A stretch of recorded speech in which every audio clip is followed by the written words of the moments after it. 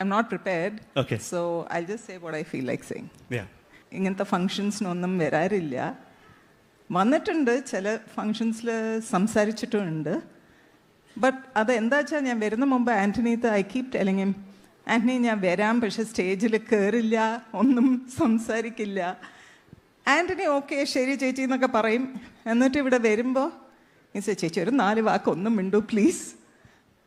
And it's such a joyous moment for everyone that I find it hard to say no.